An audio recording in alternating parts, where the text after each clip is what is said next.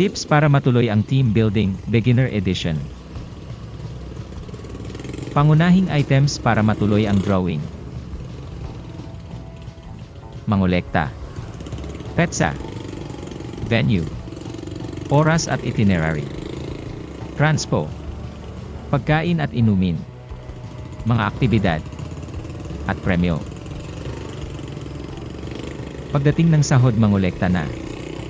1 o 2 linggo bago ang planong date. POC sa pag-gather ng mga detalye. Intelligence o Marites. I-record ang napag-usapan sa team meeting. Lugar ng TB. Meeting place. Sino mga alanganin matuloy.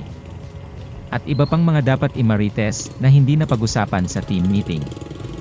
At si TL na bahala manghilot. Hahaha.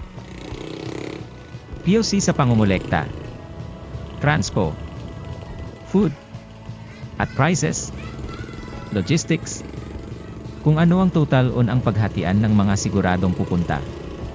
Kasi unfair naman na singilin and hindi kakapunta. Dahil meron importanteng o biglaang responsibilidad. Tandaan sama din para mag-enjoy. At yung may mga issue maayos. Depende sa mga issue. Hahaha.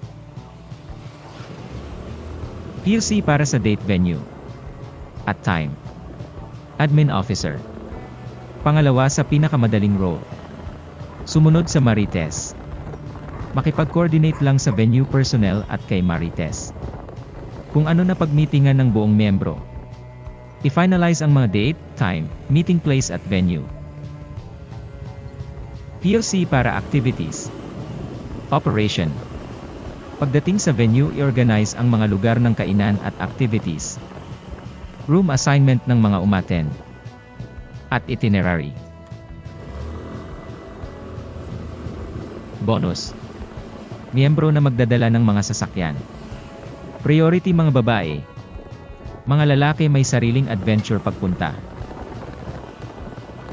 Magdala lutong ulam at kanin. Tulad ng adobo. Hindi madali mapanis. At gulay. Para pagdating ay makakain agad. Tapos pahinga at team building activities na.